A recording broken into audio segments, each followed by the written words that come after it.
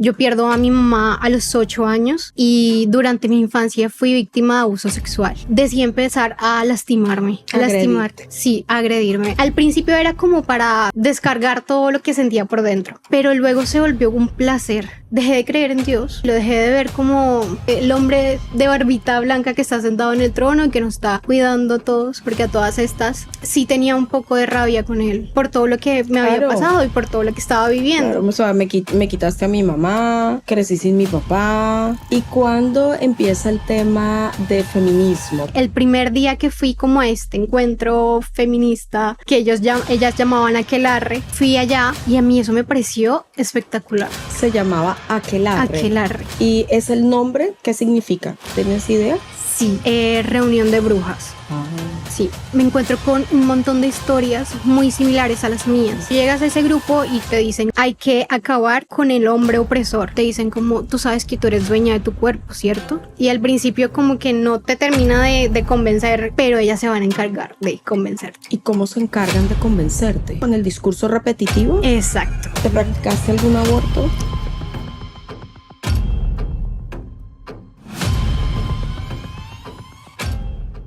Hola, soy la pastora María Paula Arrázola y quiero darte la bienvenida a Frecuencia Femenina, un podcast sintonizado con el Espíritu Santo. La palabra de Dios dice en Proverbios 31 que la mujer virtuosa, ¿quién la hallaría? Que su estima sobrepasaría grandemente al de las piedras preciosas. Mi invitada de hoy es una mujer que encontró su valor, encontró su identidad en Dios. Quiero darte la bienvenida, Luisa, a este podcast. Ay, mi pastora, de verdad, estoy súper honrada por esta invitación y nada, que Dios nos use. Yo siempre le pregunto a mis invitados antes de entrevistarlos, hay algo que no quieras que te pregunte, pero a ti no quise preguntártelo antes, te lo quiero preguntar en vivo para que quede constancia. ¿Hay algo que tú quieras que yo no te pregunte? No, con toda. Vamos con toda. Vamos con toda. ¿Quién es Luisa? ¿Cuántos años tienes? ¿Qué haces? ¿Qué estudias? Vale, bueno, mi nombre es Luisa, tengo 26 años, nací y crecí toda mi vida aquí en Cartagena. ¿Y por qué hablas paisa? Hablo paisa. Bueno, lo que pasa es que, tengo alguna familia que son de allá de Medellín y tengo el acento bastante como... Sí, no es enredado, sino que no tienes un acento como tan un acento costeño. Sí, todos me dicen eso, ¿verdad? pero yo digo que solo tengo el acento costeño cuando tengo mucha rabia. Ahí sí se me sale el costeño, pero no, el resto sí, tengo un acento como muy neutral, entonces la gente siempre es como, ¿qué? ¿De dónde eres? De aquí, sí. Entonces yo soy de aquí, perdón. Pero sí, nací, crecí aquí toda mi vida. Estudié la carrera de música, soy músico profesional. Actualmente no lo estoy ejerciendo, pero nada, yo creo que Dios tiene un propósito con todo y de pronto más adelante, de pronto tengo ahí algunos planes, algunos sueños y sí. Cuéntame de tu familia, cómo está conformada, cuéntame de papá, mamá. Vale, yo nací como en una familia típica de la costa. Crecí con mi mamá y con sus hermanas. Típica de la costa, dices, sí. Porque ausencia de padre. Ausencia de padre y crecí en esta casa en la que vivía todo el mundo. O sea, como la vecindad del Chavo. Sí, literalmente. Entonces vivía mi mamá, vivían también todas mis tías con sus esposos, también vivían mis abuelos, entonces mis primos y era todo así. Crecí con muchísima gente a mi alrededor. Sin embargo, desde muy pequeña pasé situaciones y circunstancias muy difíciles. Yo pierdo a mi mamá a los 8 años. A ella le da una neumonía y lamentablemente ella fallece. Y durante mi infancia fui víctima de abuso sexual. ¿Y fuiste abusada sexualmente por desconocidos o conocidos? No, eran completamente conocidos. ¿Y alguien sabía de estos abusos? ¿Se lo contaste a alguien? Yo me acuerdo que a eso de los 15 años se lo conté a una de mis tías. Pero creo que cometí un error y fue que dije que solo había pasado una vez. cuando en realidad fueron muchas veces. Aunque si hubiera pasado una sola vez, era suficiente. De igual. Era Exacto. suficiente. ¿Y, Sí. ¿Y desde qué edad? O sea, pierdes a tu mamita a los 8 años. 8 años. ¿Creces sin tu papá? O sea, ¿conociste a tu papá o no conocías a tu papá? Sí, claro. En un principio mi papá sí fue como un padre presente, pero con el tiempo y las circunstancias, la pérdida de mi mamá, él se fue distanciando completamente de mí hasta el punto de que literalmente no hablábamos. ¿Tus papás se divorciaron o tus papás nunca convivieron? No, mis papás nunca convivieron. En realidad yo soy como el resultado de una relación extramatrimonial que él tuvo fuera de su matrimonio. Por eso decías la típica familia costeña. Costeña, Okay. Sí. Entonces, pierdo a mi mamá.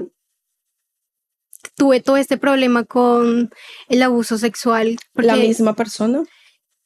En un principio sí fue la misma persona. ¿Desde cuántos años?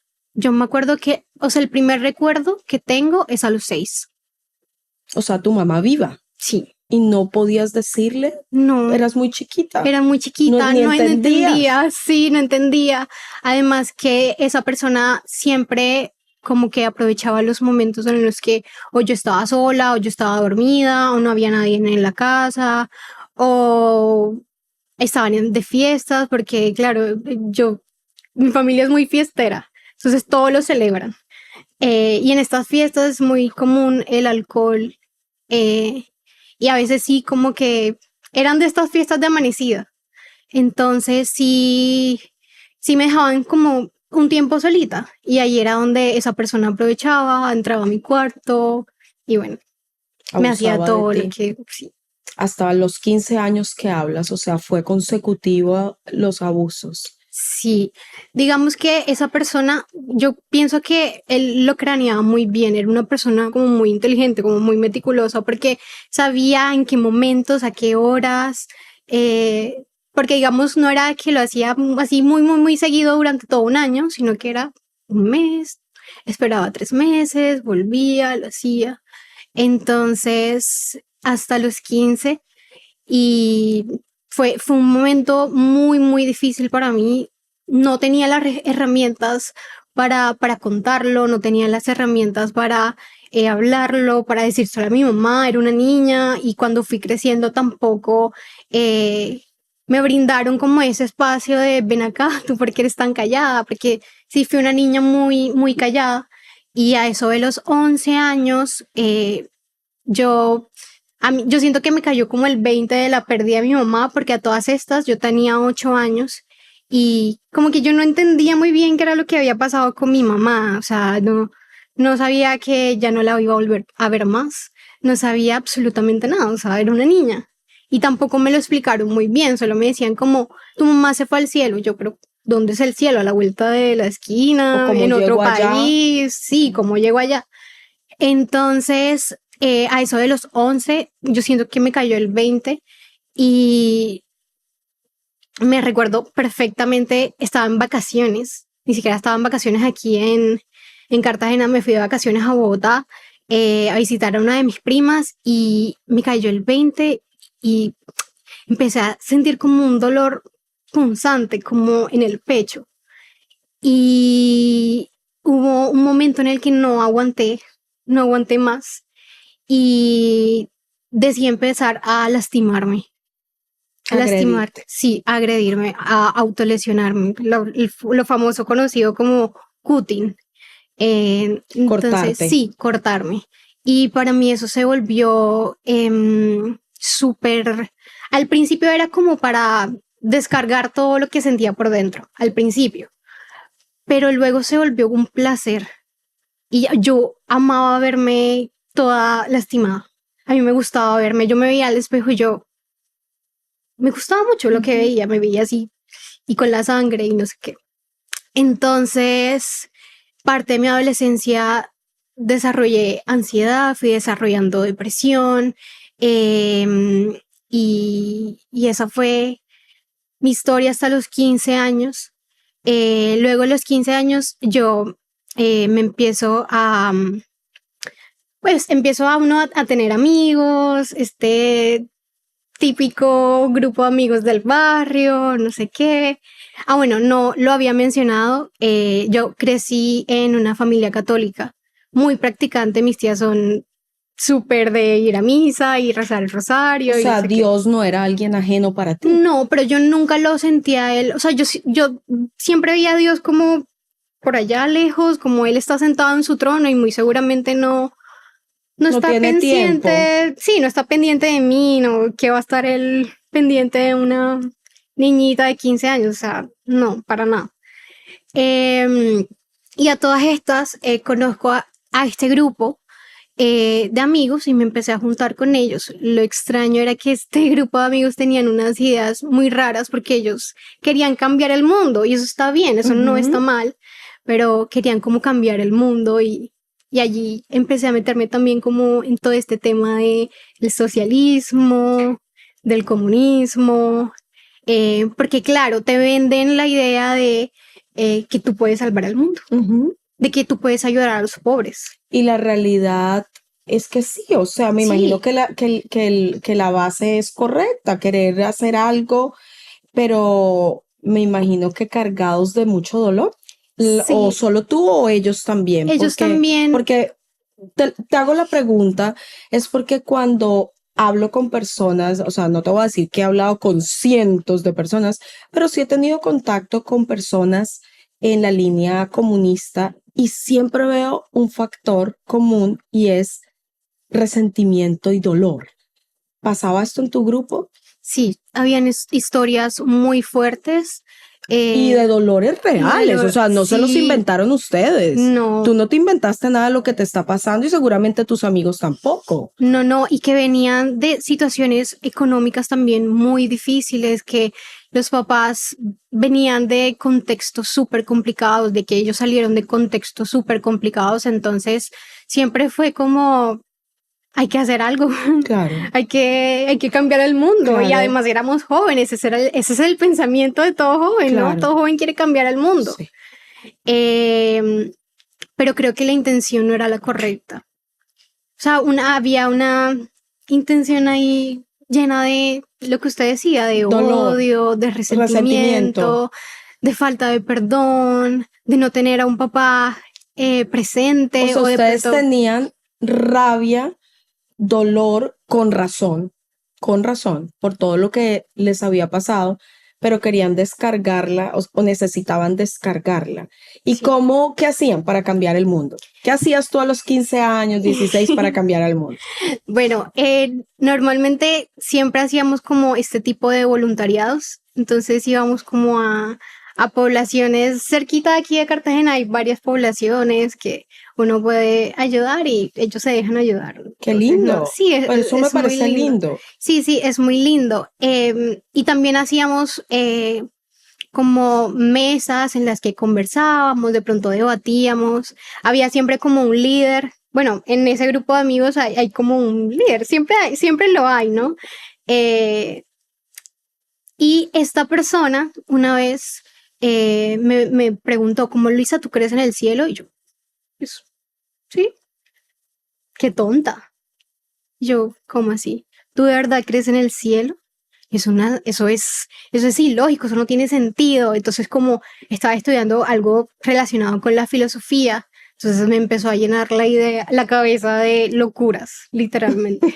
Sí, entonces, al pasar el tiempo y tanto escucharlo y tanto escucharlos a ellos, dejé de creer en Dios, dejé de creer en Dios. Y sí, lo dejé de ver como el hombre de barbita blanca que está sentado en el trono y que nos está cuidando a todos, porque a todas estas siento que sí tenía un poco de rabia con él por todo lo que me había pasado y por todo lo que estaba viviendo. Claro, o sea, me quitaste a mi mamá, crecí sin mi papá, me violaba a alguien cercano, nadie me escucha, estoy solo y me vienen a decir que mi mamá está en el cielo y dónde queda el cielo.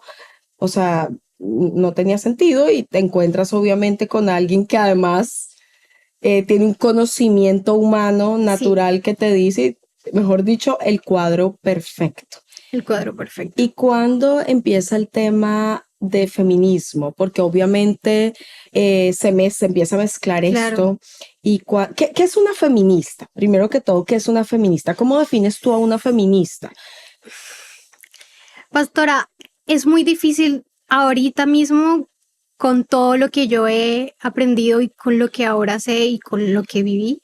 Es muy difícil decirle cómo es una persona que defiende los derechos de la mujer. Pero es como, o sea, es como normalmente se ve. Se ve, exacto. Te hice la pregunta no porque no la supiera, porque yo las he escuchado, entonces dicen, defiende los derechos de la mujer, pero yo a veces me pongo a pensar y digo, ¿pero qué están defendiendo? ¿Qué están defendiendo? Porque, digamos, a mí me encanta defender los derechos de la mujer, pero yo jamás saldría mostrando mis senos, por ejemplo. Y eso no me hace no ser una feminista. Entonces, ¿por qué el comportamiento? O sea, ¿por qué? Porque siempre las veo como bravas. Sí. Nunca he visto una feminista, nunca. De pronto un día me la encuentro, pero hasta el momento nunca he visto una feminista que se siente conmigo. Siempre están como rabiosas, siempre te quieren agredir, te gritan, y si uno les pregunta porque me ha pasado, te contestan con mucha rabia. Por eso creo que la gran mayoría están llenas de mucho dolor y a mí me duele, pero creo que el resultado de este grupo o de esta revolución social es la raíz, son heridas no sanadas. Sí, totalmente. Entonces, ¿tú cómo ingresas? Pues fácil, eso te quedaba perfecto con todo lo que venías. Sí. Aquí en Cartagena, ¿cómo te encontraste con las feministas? Bueno, entonces este grupo de amigos casualmente cualquier día decidieron hacer como un taller de peinados y de turbantes. A mí me pareció espectacular la idea, yo voy a aprender a peinar, me parecía espectacular.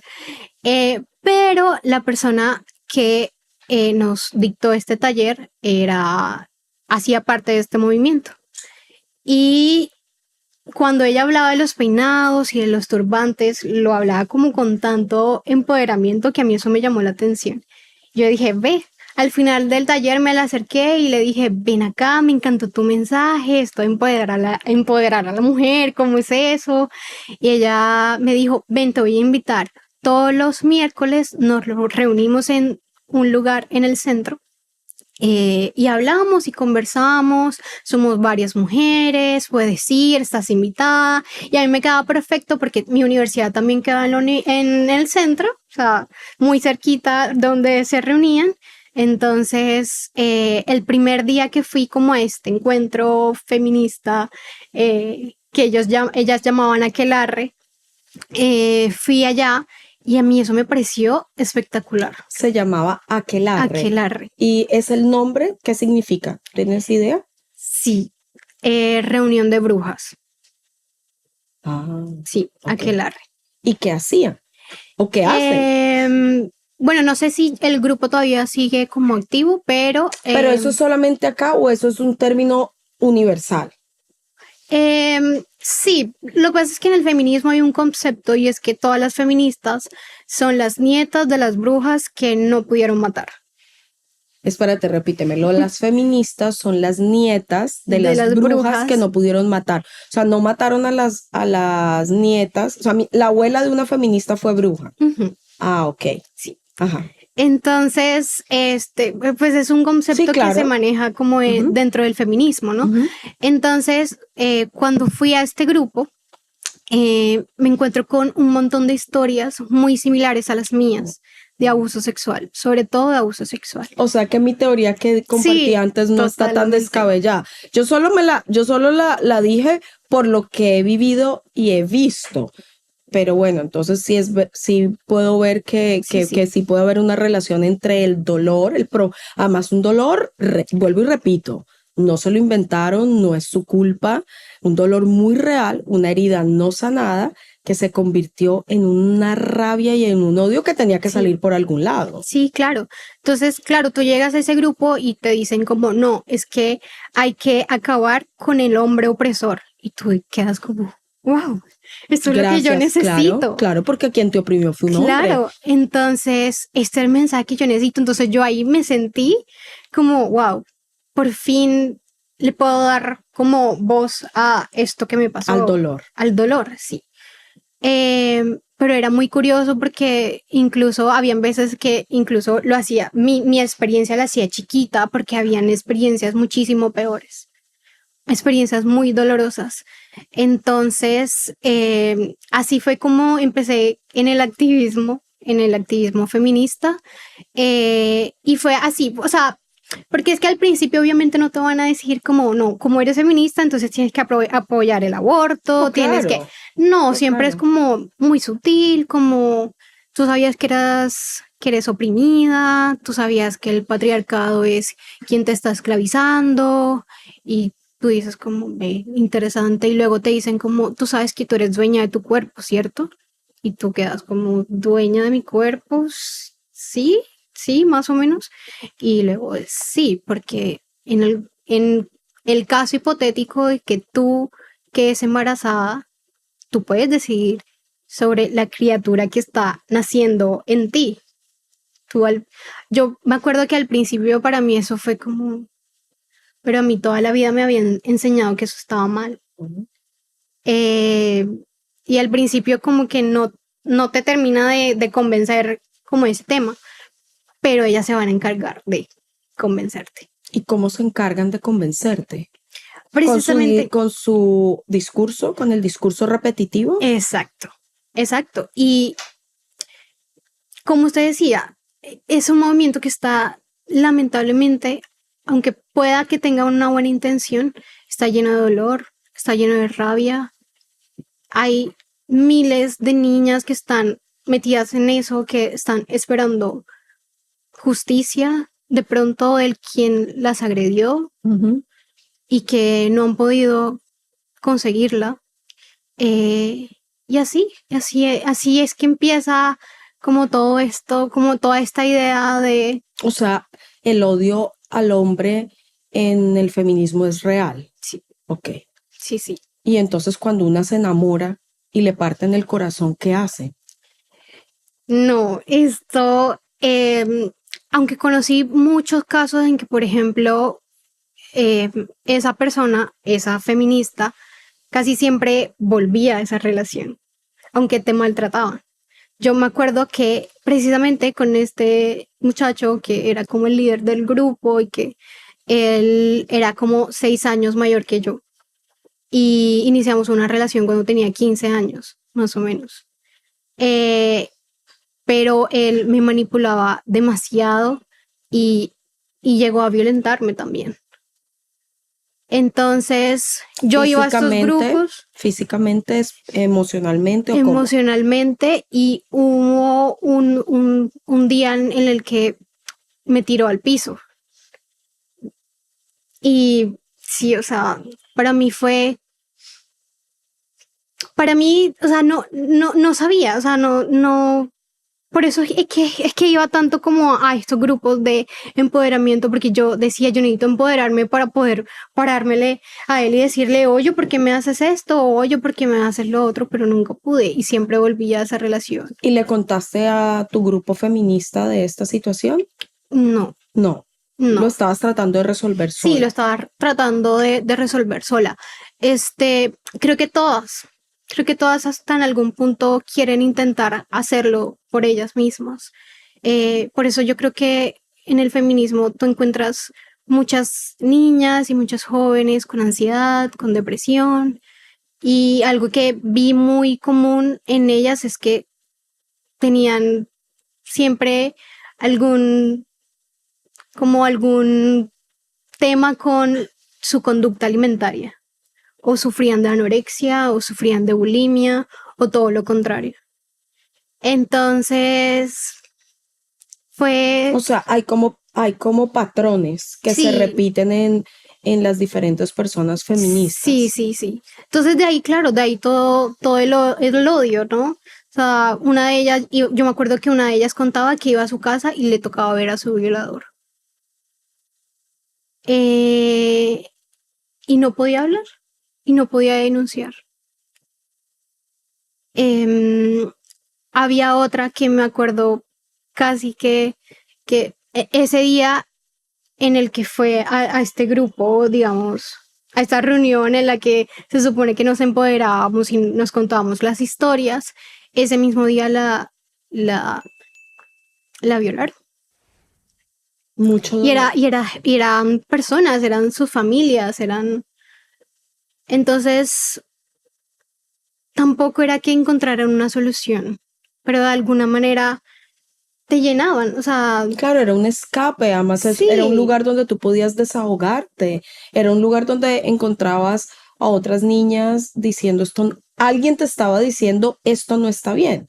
Esto, lo que pasa es que no tenían las herramientas para salir de esta opresión, pero realmente era un lugar donde estaban todas diciendo esto no está bien y por lo menos aquí lo podemos decir, aquí por lo menos aunque tengamos que regresar a donde el agresor, a donde el violador, por lo menos podemos decirnos, esto no está bien, esto no está bien. Sí, ¿Te totalmente. practicaste algún aborto? No, pero sí por mucho tiempo era de las que se me acercaban y me decían, Luisa, ¿tú conoces a alguien o alguna persona con la que yo pueda comunicarme para practicarme un aborto? Yo ¿Y las decía, conocías? sí. Y ellas se hacían públicas. Había un grupo que ni siquiera era de aquí de Cartagena, operaba en Bogotá, pero tenía como líneas telefónicas en las que las chicas podían llamar y se les brindaba como una asesoría para ir a practicarse un aborto o hacerlo de manera clandestina también. ¿Y tú les decías, las acompañabas, las llevabas o simplemente les dabas el contacto? Creo que en parte al día de hoy eso es lo que más me ha dolido, porque a pesar de que yo era como si llama, toma, aborta, nunca las acompañé a ninguna, de las 8 o 9, a ninguna las acompañé. Y es un proceso tan doloroso. Una de ¿Las ellas veías después? trataba de no, yo solo como que las invitaba al grupo y yo decía, pero habían unas que ni siquiera volvían, sino que decían como ya no quiero saber más de esto. Entonces, una de ellas, luego de yo salirme del feminismo, se me acercó y me dijo como, no sabes lo duro que ha sido, Lu. ¿Después del aborto? Sí. Y me contó como todo lo que tuvo que hacer en el procedimiento ella sola en su casa con las pastillas. Ella me dijo, Lu, me dejaste desangrando sola en mi casa. Y a mí eso me rompió por completo. ¿Cómo decides o cómo tomas la decisión o cuál es el quiebre para tú decir, esto no está correcto? ¿Qué Bueno, pasa? yo en el 2019, Meli, que es mi líder, me invita a una casa de vida. Casualmente ese día fue muy confuso y muy curioso porque ese día yo había tomado la decisión de acabar con mi vida. Porque a pesar de que yo iba a este movimiento y estaba súper empoderada, yo volví a mi casa, me sentía igual de vacía, igual de deprimida, igual de ansiosa, igual seguía cortando. Entonces, me acuerdo que ese día iba a acabar con mi vida. Yo dije, estoy aburrida de mi vida, no la quiero vivir más. Y ese día Meli me invitó a una casa de vida. Y fui, aunque fui casi que obligada por ella, porque casualmente antes me había invitado como a un lado o algo así, me acuerdo. Sí, era como yo te invité a el helado, tienes que ir conmigo a la casa de vida. Yo, estoy bien. Y fui, y ahí empezó todo un proceso de restauración. ¿Qué sentiste el día que fuiste Casa de Vida a un grupo de oración? ¿Qué sentiste en el grupo de oración? Yo ese día no le presté atención a absolutamente nada. Ok. Yo solo me acuerdo que su compañera de casa de vida, que es la doctora Tatiana, bueno, que era la doctora Tatiana, hizo una oración y ella oró y dijo, Dios quiere que le des una última oportunidad. Y yo me acuerdo que yo me rompí en 1000 pedazos y empecé a llorar. Y era muy curioso porque nunca había llorado así en público, me daba vergüenza. Eras feminista. Claro. Las feministas no lloran. Claro, por supuesto. Y tampoco facturan. Total. Entonces, empecé a llorar y me quebré por completo. Esa noche yo le dije, te voy a dar una última oportunidad. Yo no sé quién eres, Dios, yo no, me han hablado de ti, he sabido algo de ti, pero yo no tengo ni idea de quién eres. Y se lo dije así como con mucho también soberbia y un poco de egoísmo, pero te doy esta última oportunidad. Y ahí empezó como un proceso de restauración, sobre todo. Y el cómo salí del feminismo fue un proceso bastante complejo porque con el paso del tiempo tú consigues un nombre, de pronto un título. Claro, una posición. Claro. Y es muy difícil como que tú las sueltes, como que tú, ¿cómo voy a dejar esto si esto soy yo, esta es mi identidad? ¿No? Y yo me acuerdo que al principio fue muy, muy difícil, incluso yo venía a la iglesia y igual también iba a los grupos, claro, a estos grupos de que se reunían en el centro y no sé qué. Y me acuerdo que mis líderes nunca me dijeron, no vayas. Claro. Nunca me dijeron, no vas a ir porque está mal, ellas piensan de esta manera y no está bien, no está correcto, no. Ellas nunca me dijeron, esto está mal, no, te prohíbo ir, no, jamás. Porque mucha gente cuando dejé el movimiento sí creía un poco que era como que me habían lavado la cabeza y que me estaban obligando a no ir. Y yo era como, no. Yo voy a encuentro, que me acuerdo que fue en septiembre del 2019, me acuerdo perfecto. En encuentro, por primera vez habló del abuso enfrente de todas las niñas, porque casualmente estaban preguntando como, ¿quién quiere contar su testimonio de lo que Dios ha hecho en estos días? Y yo dije, yo quiero hablar, yo quiero decir algo. Y por primera vez luego de muchos años pude hablarlo y pude ser libre. Ese día fui libre. Que digamos eso, yo lo sentía como una cadena que no me permitía avanzar, que no me permitía como moverme, como que... Entonces ese día fui libre y me acuerdo que volví a mi casa y Dios me dio una palabra y era que Él iba a estar conmigo todos los días hasta el fin del mundo. Y no sé por qué, yo dije, ok, si tú vas a estar conmigo, yo voy a renunciar a todo esto. No es fácil porque estoy dejando lo que soy a un lado, pero también estoy dejando a un lado el dolor, también estoy dejando a un lado el odio, el resentimiento, la amargura. Y me acuerdo que esa noche empecé a cerrar todas mis redes sociales en las que obviamente difundía todo este contenido feminista, socialista. Empecé a cerrar todo esto. Me fui alejando un poco de este grupo de amigos y al principio era como, es que te están lavando la cabeza y tú no te das cuenta. Es que cómo es posible que seas tan boba de creer en esas tonterías. Además que era un grupo que atacaba mucho, los atacaba mucho a ustedes, a los pastores. No quería ni preguntar eso, pero me imagino. Sí, entonces como... Es un grupo que nos ataca muchísimo. A mí me encantaría conocerlas. Me encantaría escuchar sus historias. Sí. Yo sería feliz hablándole. Lo que pasa es que no me puedo aparecer en una reunión allá porque no sé qué me van a decir. Pero a mí me encantaría un día invitarlas y decirles, cuéntenme, porque me gustaría escuchar el dolor que hay y poder orar. Eso es todo lo que quisiera hacer. ¿Y tú sentías, Luisi, que en verdad tu vida iba cambiando? Yo me acuerdo que el día que salí de encuentro, mis líderes también dijeron, hay que tomar acciones, porque a ti no te pueden seguir abusando. Tú no puedes seguir viviendo en esa casa. Y yo, ¿cómo así? ¿Cómo así? ¿Cómo así que me tengo que ir de mi casa? No entiendo. Wow. Y ellas, te vamos a ayudar.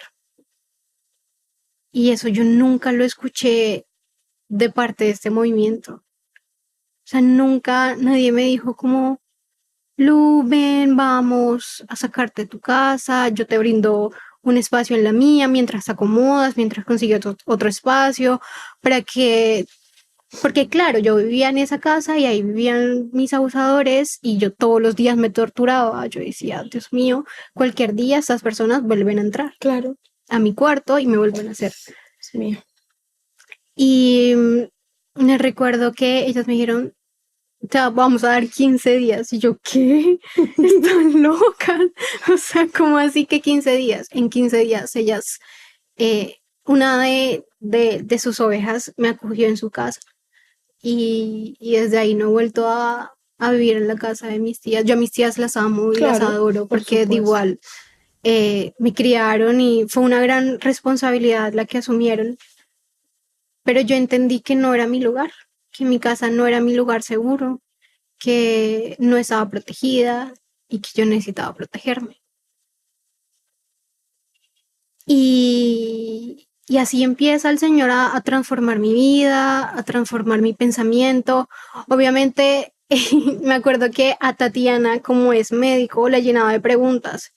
Y yo, ven acá, pero menos mal que te tocó sí, esa líder. como Dios lo hace todo perfecto. Lo hace todo perfecto, sí. Entonces ella me explicaba como, Luisa, es que desde el momento en el que un óvulo es fecundado ya hay vida. Y no hay un corazón dentro de ti, hay dos. No hay dos manos, hay cuatro manos. Hay dos pies, hay otra vida. Entonces no es tu cuerpo.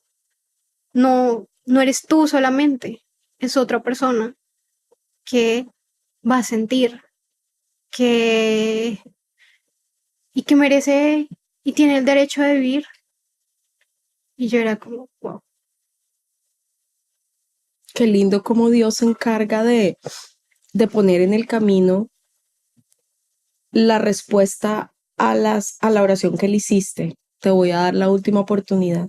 Porque Dios no es el causante de nuestros dolores, es simplemente la decadencia y el pecado de la raza humana que ha pervertido cada vez más las mentes, los corazones, y que a través de esa perversión se agrede unos con otros. Y desafortunadamente a veces esas agresiones, o más bien la gran mayoría de veces, esas agresiones provienen de personas muy cercanas a ti y muy conocidas por ti. Qué gran reto tienen los jóvenes de este tiempo, qué grandes responsabilidades se tienen que enfrentar y cuántos dolores tienen que asumir en silencio. Por eso yo quisiera que para terminar, tú te dirigieras a todas esas niñas feministas que como tú, puede que hayan algunas que no tengan ningún dolor, no lo sé. Como te dije, yo te hablo de lo poquito que conocía, ahora tú me estás simplemente contando un poco más, pero puede que haya algunas que no tengan ningún dolor y estén ahí realmente porque están convencidas de que hay que cambiar el mundo de esa manera. Pero yo creo que la gran mayoría de las feministas tienen un dolor que se convirtió en amargura porque nadie les ayudó, porque nadie trató ese dolor, porque nadie las escuchó. ¿Qué les dirías tú a esas mujeres feministas? Yo les diría que hay una vida después del dolor.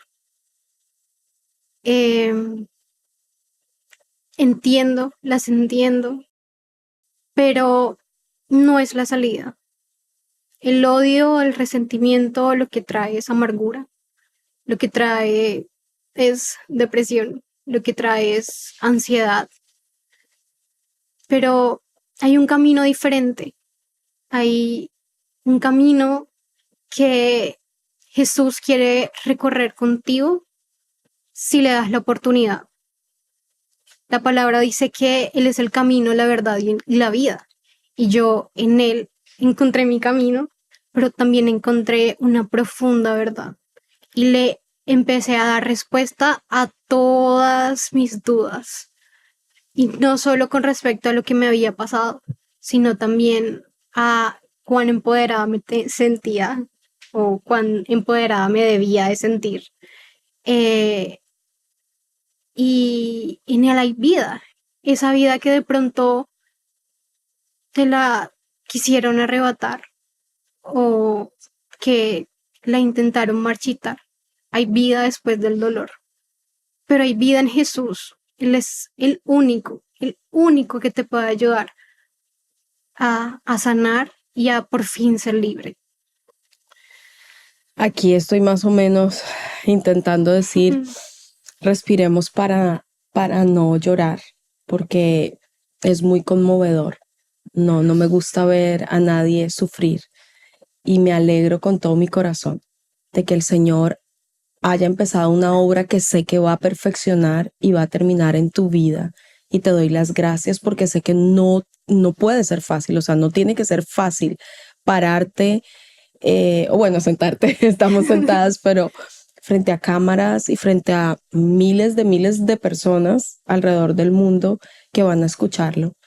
Pero quizás así también cientos de miles de mujeres nos van a contactar y nos van a decir, a ver, ¿quién es este Jesús? Y yo necesito que tú estés lista y que me ayudes cuando me lleguen esas preguntas, porque yo no fui feminista, yo soy femenina, pero no fui feminista y estoy en pro de defender a la mujer y no estamos de acuerdo en que las abusen. Yo pienso que una de las personas más feministas que yo conozco es mi esposo. Totalmente. Apoyo absoluto a la mujer. Cero. O sea, yo le digo, tú eres un gran activista feminista, solamente que sin dolor, para poder llevar esto a un nivel diferente. Así que yo también quiero hacerles un llamado a todas estas mujeres que se consideren feministas o no, pero que estén pasando por profundos dolores. Por favor, no mires el empaque de nosotros. Nosotros no somos anti-mujer, te lo aseguro. Estamos en pro de la mujer y te quiero decir algo. Dios no es antifeminista. Jesús no es antifeminista. Jesús siempre defendió a la mujer. Uno de los eventos más impresionantes de que Dios es pro mujer fue cuando encontraron a esta mujer y este hombre en el acto, en el pecado. Estaban pecando y todos querían matar a la mujer y dejar vivo al hombre. Y Jesús no dijo absolutamente nada, agachó su cabeza, empezó a escribir en la tierra y solamente dijo: el que esté libre de pecado, que empiece a tirarle piedras. Y dice la Biblia que uno a uno se fueron retirando hasta que quedaron solamente él y la mujer.